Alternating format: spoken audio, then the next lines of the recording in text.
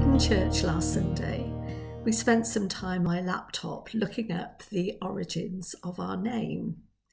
I looked up the origin of mine, and carol means a joyful song or a dance.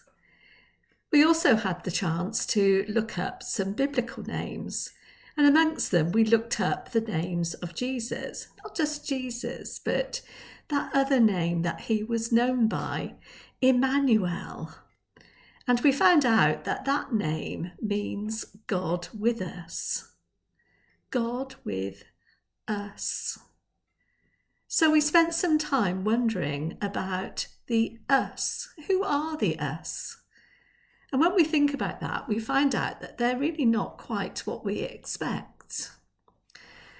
When we imagine the birth of a new baby, a new royal baby, we would probably picture a kind of public event, something joyfully anticipated in every detail and in the public domain from day one.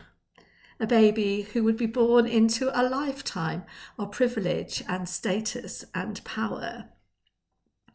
And yet we know that the birth of Jesus really wasn't like that at all. The story that we retell this time of year in words and in song is one where the us are hugely diverse. This is a baby who was conceived by a young girl, maybe about 14, still a virgin and from a humble family. This was a baby whose arrival was announced by angels to working men, shepherds who lived out their lives in the hills above Bethlehem. This was a story that was told through a travelling star that brought wise men thousands of miles to Bethlehem to worship him. On the one hand, it's a story of cosmic proportions. And yet, when we look into it, we notice something really interesting. This heavenly king doesn't claim any earthly privilege. He doesn't claim any status or power when he comes to live with us in human form. We have a long tradition of Christian faith and worship in our country, and that's reflected in our carols and our songs. We know them well, and they speak to the reason that Jesus came to be with us. Let's have a look at some of our well-known Christmas carols. Let's think first of all about O Little Town of Bethlehem. Have you noticed that line that says the hopes and fears of all the years are met in thee tonight? There's hope because Jesus knows our deepest longings. He meets with us in that space inside ourselves, that God connection that is only satisfied through knowing him. And then if we look at Once in Royal David's City, we find it tells us that with the poor and mean and lowly lived on earth our Saviour holy. Jesus lived amongst everyday people, sharing the intimate details of their lives. And there is hope because that closeness can be ours too when we choose to follow him and let him into our lives. On Christmas Day, we're going to be thinking about the shepherds in particular. And when we look at the carol While Shepherds Watch Their Flocks, we hear glad tidings of great joy I bring to you and all mankind. And that reminds us that the hope that Jesus brings is universal. It is for all of us. It's for you and I, but it's also for the homeless, the migrant, the refugee. None of those people are accepted from that promise.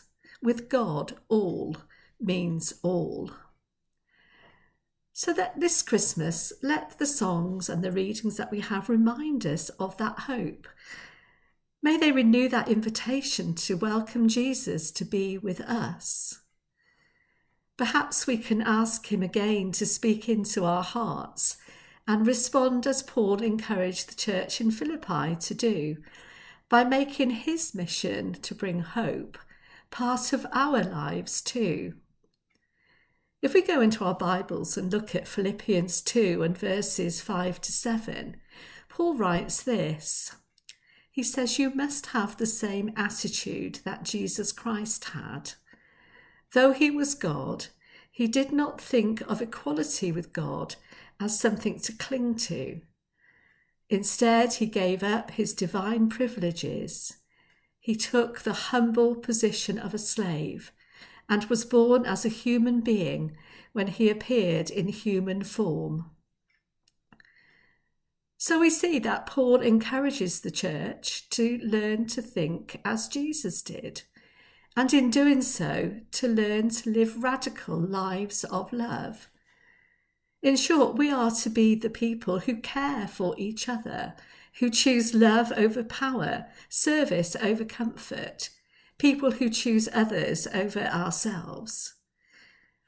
We all have lots of opportunities to put ourselves first, but we also have very, very many opportunities to share the hope that we have, to serve others, and to help them feel the presence of the Emmanuel, and know that they too are part of us, because God came down to earth in the form of Jesus to be the Emmanuel, God with us.